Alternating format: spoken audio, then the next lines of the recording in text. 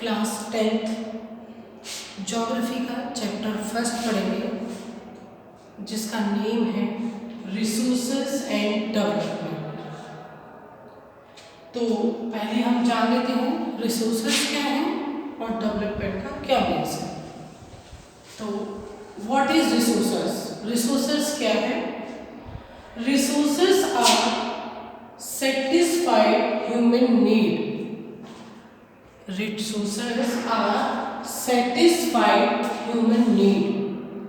यानी जो रिसोर्सेज हैं वो मानव की जरूरतों की पूर्ति करते हैं। Resources are satisfied human need.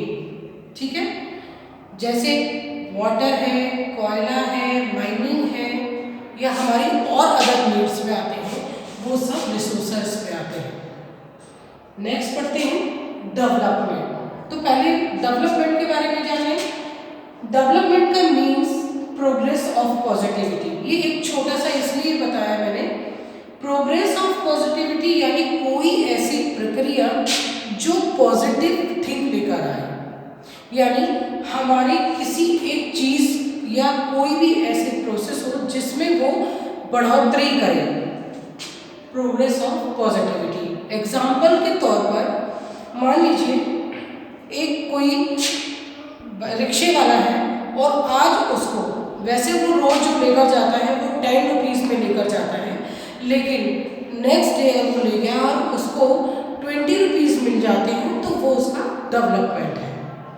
या फिर एक बड़े लेवल पर सोचते हैं, जैसे कोई गांव है, गांव में जो ट्रांसपोर्ट लेवल है वो काफ़ी डल है, यानी गांव की जो रोड है वो बिखरी हुई है, उनमें जैसे कि गड्ढे होना या फिर कीचड़ वगैरह होना। ऐसे ही अगर उस रोड को आप मतलब वो मेक कर दी जाए तो वो क्या हो जाएगा, उस गांव का भी डेवलपमेंट होगा और रोड भी मेक हो जाएगी। तो डेवलपमेंट का मतलब यही है कि अगर उस गांव में रोड बन जाती है तो वो वहाँ का डेवलपमेंट होगा। तो ये था डेवलपमेंट।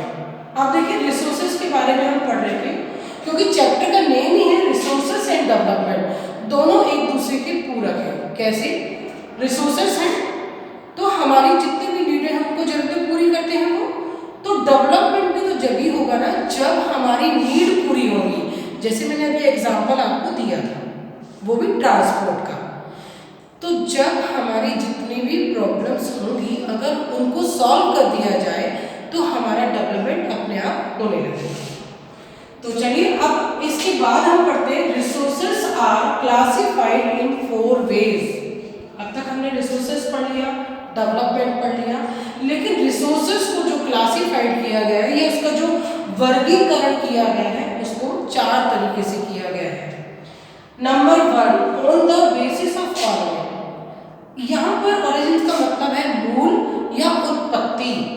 तो चलिए on the basis of origin, इसके भी 2 पार्ट्स हैं। नंबर 1 है बायोटिक और नंबर 2 है अबायोटिक। इसका मीन्स होता है जैविक, इसका मीन्स होता है अजैविक। यानी कि biotic is the living things. अगर हम ये कहें कि रिसोर्सेज को 4 वेज में बांटा गया है या क्लासिफाइड किया गया है, then basis of origin is 2 ways of 2, like that a biotic is a living things, example human, flora and fauna। मतलब जिन लोगों में सांस है या जो लिविंग थिंग्स हैं उन्हें बायोटिक में रखा जाता है। सेकंड है अबायोटिक, अजैविक, एग्जाम्पल नॉन लिविंग थिंग्स, जैसे कि एक टेबल, लकड़ी की कोई चीज या कोयला का होना, ये सब नॉन लिविंग थिंग्स में आएगी। तो आपको समझ में आ गया बेसिस ऑफ द ऑरिजिन, मूल या उत्पत्ति, बायोटिक, इसको 2 उसमें डिवाइड किया गया है, बायोटिक और अबायोटिक, और लिविंग थिंग्स और नॉन लिविंग थिंग्स। नेक्स्ट पढ़ते हैं हम एक्सॉस्टिबिलिटी। इसको कहा जाता है निर्वातनीयता, निर्वातनीयता हिंदी में, लेकिन इसका मीन्स होता है फिनिश्ड और नो फिनिश्ड, यानी खत्म भी हो जाना और नहीं भी खत्म हो जाना। चलिए फिनिश्ड और नो फिनिश्ड के बारे में बता देती हूँ मैं। सबसे पहले जो फिनिश्ड है, एग्जाम्पल के तौर पर फिनिश्ड का मतलब ये है कि जो रिसोर्सेज हमारे पास अब नहीं रहेंगे या हम जो यूटिलाइज कर रहे हैं, देन आने वाली जो हमारी यानी फ्यूचर जनरेशंस के लिए वो नहीं बचेंगे। एग्जैक्टली। नेक्स्ट है नॉट फिनिश्ड। जी हाँ, नॉट फिनिश्ड में ये होगा कि वो हमारे आने वाली यानी फ्यूचर जनरेशंस के लिए भी वो बचे रहेंगे। इज दैट क्लियर बच्चा? नेक्स्ट, इसको भी टू वेज यानी टू पार्ट्स में डिवाइड किया गया है। नंबर 1 है रिन्यूएबल और नंबर 2 है नॉन रिन्यूएबल। रिन्यूएबल में आता है जो दोबारा से मेक हो सकते हैं, जैसे मेक न्यू, दोबारा बनना। एग्जाम्पल के तरफ है फॉरेस्ट। अब फॉरेस्ट को क्यों कहेंगे? जी हाँ, फॉरेस्ट को इसलिए कहेंगे कि फॉरेस्ट अगर एक बार काट दिया जाता है तो उसको दोबारा भी बोया जा सकता है या उसको दोबारा भी पैदा किया जा सकता है।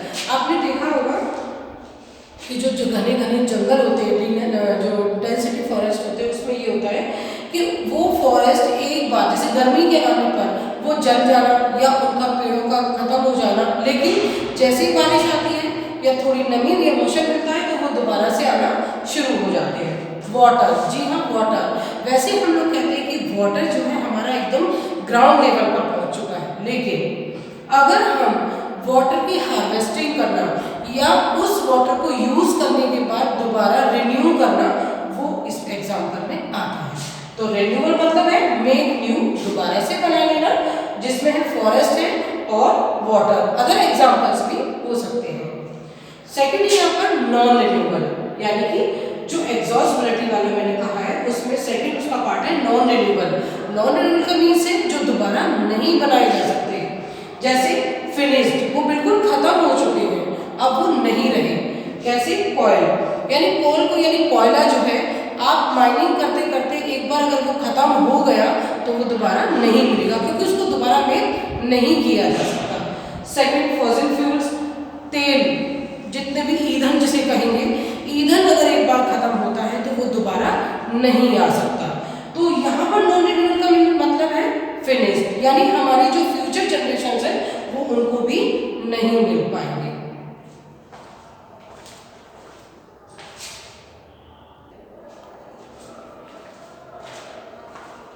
तो अब नेक्स्ट टॉपिक है, अभी तक हमने टू वेज पढ़ लिए हैं जो क्लासिफाइड किए गए हैं रिसोर्सेज। अब हम पढ़ेंगे on the basis of ownership. Ownership का मतलब होता है अपना या निजी। तो बेसिस ऑफ ऑनरशिप में हम जो पढ़ेंगे उसको 4 वेज में डिवाइडेड किया हुआ है, 4 पार्ट्स में डिवाइडेड किया हुआ है। सबसे पहला है इंडिविजुअल रिसोर्सेज। इंडिविजुअल रिसोर्सेज जो कि बिल्कुल मेरा है, सिर्फ मेरा है, जैसे कि लैंड और कार। इंडिविजुअल्स में जमीन मेरी है, कार मेरी है या घर मेरा है, तो ये इंडिविजुअल रिसोर्सेज है। सेकंड आता है कम्युनिटी। कम्युनिटी मतलब है जो समाज में और भी लोग रहते हैं उनके पास। तो इनका एग्जांपल है पब्लिक पार्क और पिकनिक स्पॉट। कम्युनिटी का मतलब है और लोग भी जो उसे यूज कर सकते हैं, वो ऐसा रिसोर्सेज है जो कि उसे और भी यूज कर सकते हैं, सिर्फ मैं ही नहीं। तो जैसे पब्लिक पार्क है या पिकनिक स्पॉट, पिकनिक स्पॉट पे सभी लोग जाते हैं, पब्लिक पार्क पे भी सभी लोग, तो ये होगा कम्युनिटी वाला। थर्ड है नेशनल रिसोर्सेज। नेशनल यानी अंतर्राष्ट्रीय। तो राष्ट्रीय जो होंगे, नेशनल वाले जो होंगे वो राष्ट्रीय होंगे, वो होंगे रोड और ट्रेन। अब देखिए रोड और ट्रेन कैसे होंगे? नेशनल वाले जो होंगे, क्योंकि ये पूरी गवर्नमेंट की प्रॉपर्टी है। जैसे रोड गवर्नमेंट पे करती है, जैसे PWD है, CWD है, ये लोग रोड को बनाते हैं। ट्रेन भी गवर्नमेंट की प्रॉपर्टी है, इसलिए ये नेशनल में आते हैं, यानी ये हमारे राष्ट्र की संपदा है, इसलिए हम सभी लोग इसको यूज करते हैं। नेक्स्ट है इंटरनेशनल। Fourth international. इंटरनेशनल मतलब अंतर्राष्ट्रीय। तो यहाँ पर अगर हम देखेंगे तो मैंने एग्जाम्पल दिए सन और मून। अब ऐसा तो कुछ नहीं है ना कि सन सिर्फ मेरा ही है या मून मेरा ही है, वो तो सभी को रोशनी देगा और सभी को चांदनी देगा। तो सन और मून जो है वो हर एक जगह पर देखे जा सकते हैं, इसलिए सन और मून को मैंने एग्जाम्पल दिया है इंटरनेशनल में। आप यहाँ पर सी को भी कह सकते हैं, यानी समुद्र को भी, जितने भी ओशियंस हैं, महासागर हैं, उनको भी आप कह सकते हैं कि वो इंटरनेशनल में ही आएंगे। एग्जाम्पल होगा वो सी या ओशियंस इंटरनेशनल में। चलिए फोर्थ वाला देखते हैं, क्योंकि 4 वेज में इनको डिवाइड किया गया था on the basis of the status of development यानी अब उनके विकसित होने के आधार पर। सबसे पहला है पोटेंशियल रिसोर्सेस। पोटेंशियल का मतलब होता है संभावित। ये वो रिसोर्सेस हैं जो हमारे पास तो है लेकिन हम इनको यूटिलाइज नहीं कर पा रहे। फाउंड अ रीजन यानी एक रीजन में मिलते हैं but I have not utilised. कैसे? एग्जाम्पल के तौर पर देखिए, राजस्थान और गुजरात है wind and solar energy. Rajasthan और गुजरात में हमारे पास जो है वो विंड और सोलर एनर्जी है, लेकिन हमारे पास टेक्नोलॉजी ना होने के कारण हम उनका यूज नहीं कर पा रहे। इसमें सेकंड में है डेवलप्ड रिसोर्सेज, जो विकसित हो चुके हैं, जैसे their quality and quantity have been determined. Determined का मतलब है निर्धारित है, तो उनकी जो क्वालिटी है, गुण है, क्वांटिटी उनकी कितनी संख्या है, हैव बीन डिटरमाइंड निर्धारित तो है। एग्जाम्पल कोल एंड वुड, हमें पता है कि कितना कोयला है या लकड़ी को हमें कितना चाहिए, तो वो उसकी क्वालिटी और क्वांटिटी को डिटरमाइन करता है। फिर है स्टॉक। स्टॉक का मतलब होता है भंडार या आप कह सकते हैं उसको जमा करना। वाटर, हमें ये पता है कि वाटर हम यूज तो कर रहे हैं और आगे वाली जनरेशन को भी दे रहा है जो फ्यूचर में आने वाली है, लेकिन अब अगर हम इसको हार्वेस्ट नहीं करते या इसको इकट्ठा नहीं करते या इसका यूज प्रॉपर्ली नहीं करते हैं तो ये भी खत्म हो जाएगा। तो स्टॉक का मतलब है यहाँ पर कि वाटर को, जो एग्जाम्पल दिया हुआ है, उसको हम यूज तो करें लेकिन आने वाली जो हमारी फ्यूचर जनरेशन है उसके लिए भी सेव कर रखें। रिजर्व, संचित कोष, सेम पोजीशन है दोनों की, बट इसका मीन्स है भंडार और इसका मतलब रिजर्व यानी संचित कोष। हिंदी में इसको बोलेंगे संचित कोष, जैसे रिवर्स और वाटर। वाटर मैंने यहाँ भी कहा था कि फ्यूचर जनरेशन के लिए, देन यहाँ पर भी संचित कोष यानी अब जैसे मान लीजिए आपने कहा है रिवर्स, नदियाँ हैं, नदियों को भी सेव करके रखा जाएगा तभी तो वो फ्यूचर जनरेशन के लिए आएगी। और वाटर, आने वाली जो पीढ़ी है या जो फ्यूचर जनरेशन है उसके लिए भी पानी की जरूरत होगी। तो स्टॉक और रिजर्वेशन में आपस में ये कॉम्बिनेशन है कि हम इसको यूटिलाइज तो करें लेकिन सोच समझ कर। देन रिजर्व यूटिलाइज तो कर रहे हैं बट हम आने वाली जो फ्यूचर की जनरेशन है उसके लिए भी हम सेव कर रख रहे हैं।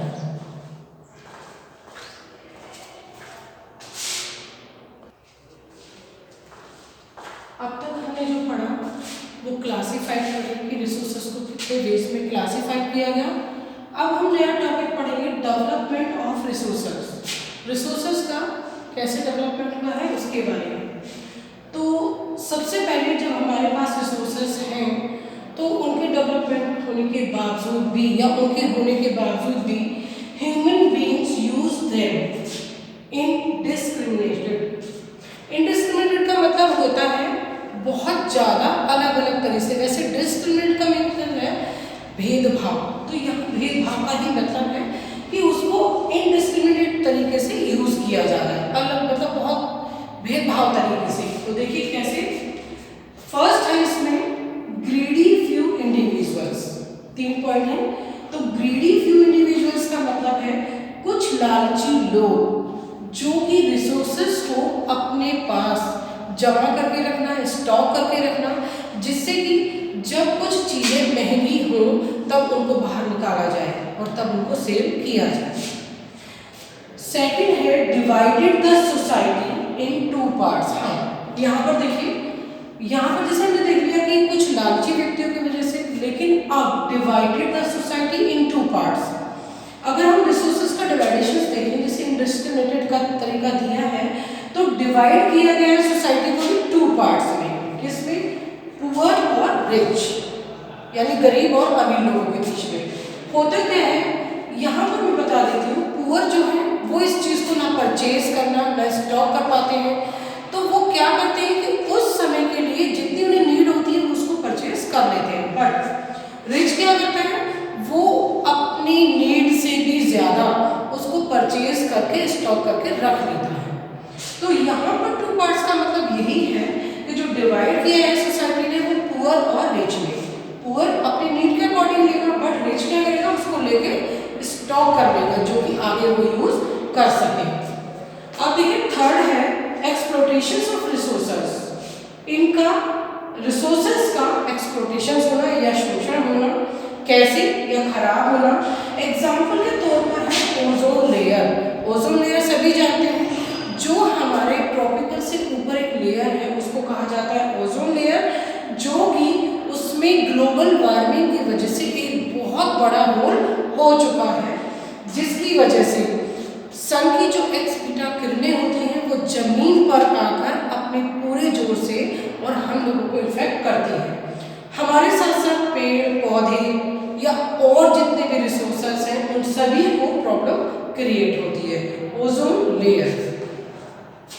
नेक्स्ट हमारा टॉपिक है लैंड रिसोर्सेस। तो बेटा अब तक हमने ये डेवलपमेंट ऑफ रिसोर्सेस पढ़ लिया, लेकिन अब लैंड रिसोर्सेस पढ़ना है। तो देखिए लैंड रिसोर्सेस में आपको मैं बताना चाहूँगी, मैंने वेव डायग्राम बनाया हुआ है, इसको मैंने 100 के ऊपर लिया है कि ये 100% में है। तो देखिए सबसे पहले यहाँ पर जो है 27%, यहाँ पर 27% जो है वो प्लेट्यू से घिरा है, मिनरल रिच एरिया है। प्लेट्यू का मतलब होता है पठार, तो 27 जो है वो मिनरल से रिच एरिया है। 30% जो है वो माउंटेन फ्लोइंग रिवर्स, यानी जो लैंड रिसोर्सेस है उसके अकॉर्डिंग पर डिवाइड किया है हाउ इज इंडिया, वो कैसा है पूरा, तो उसको 100 टॉपिक पर लेकर चल रहे थे। 30% जो है वो फ्लोइंग रिवर्स, माउंटेन्स और फ्लोइंग रिवर्स का है। 43% क्या है प्लेन्स, यानी समतल जमीन है। तो ये हमारा लैंड रिसोर्सेस है जिसमें कि पूरे उसको लैंड को डिवाइड किया हुआ है। ठीक है, नेक्स्ट टॉपिक अभी करते हैं।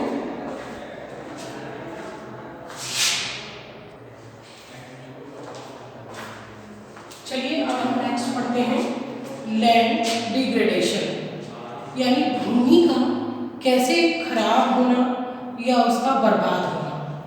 तो लैंड डिग्रेडेशन में पढ़ते हैं the decrease in the quality of land due to human and natural activities which makes it unfit for cultivation.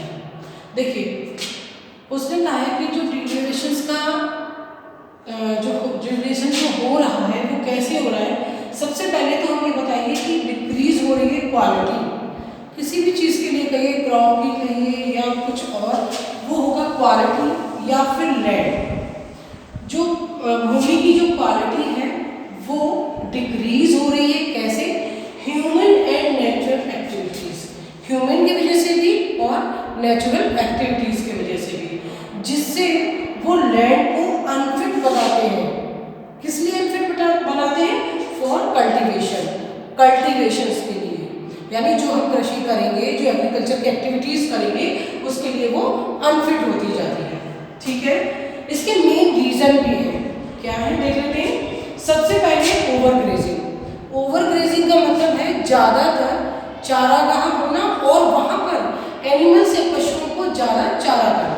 कैसे बता देती हूँ, जैसे बहुत सारे जानवर एक साथ एक पीस में चारा खाते हैं, तो वो जब अपने मुंह से घास के टुकड़ों को उखाड़ते हैं तो उसके साथ साथ जमीन की जो फर्टिलाइजर जो लेयर होती है वो उतर जाती है या उखड़कर साथ में आ जाती है। सेकंड पॉइंट, जब बहुत सारे एनिमल्स या पशु एक साथ उस पर चलते हैं तब उनके पैरों की वजह से भी वो लेयर बर्बाद हो जाती है। ठीक है, ओवर ग्रेजिंग, ग्रेजिंग का मतलब होता है चराना, पशुओं को चराना। ठीक है, ओवर इरिगेशन। अब देखिए ओवर इरिगेशन में क्या है, जैसे कोई जमीन है फर्टाइल लेयर उसकी ऊपर होती है, तो जब ज़्यादा से उसकी नीड से ज़्यादा पानी अगर दे दिया जाए तो उसकी जो ऊपरी लेयर है, जो लेयर हो जाती है वो परत खत्म हो जाती है, या खेत का ढलान जिस तरफ होता है वो उधर की तरफ बह जाती है। ओवर इरिगेशन, इरिगेशन मीन्स होता है सिंचाई। थर्ड है इंडस्ट्रीज। जब बहुत सी जगहों पर इंडस्ट्रीज या कल कारखाने उनको बनाया जाता है तो उनकी जो स्लरी या गारा है वो जो है उसमें चला जाता है। इंडस्ट्रीज जैसे कल कारखाने हैं, किसी आप एक एग्जांपल लीजिए, किसी फैक्ट्री को बनाना, या लोहे की एक फैक्ट्री है जिसमें बहुत सारे इंस्ट्रूमेंट्स बनते हैं, तो वहाँ पर पहले लोहे को बहुत अधिक तापमान पर तपाया जाता है, उसके बाद उसको अच्छे यानी जो पानी होता है पीने वाला उसमें डिप करके फिर उसको बाहर निकाल दिया जाता है। लेकिन जब वो पानी बचता है, क्योंकि ऐसा एक बार नहीं होता, उसमें कई बार डिप किया जाता है, तो वो पानी खराब हो जाता है। उसके बाद उस पानी को बाहर फेंकना, वो भी क्या करता है, एक स्लवरी टाइप का बनकर आता है, जिससे कि वो खेतों में या कल्टीवेटेड वाली जो जगह है उन पर जाकर उसकी ऊपरी परत को खराब कर देता है। आगे मैं टॉपिक्स नेक्स्ट वीडियो में पढ़ाऊंगा।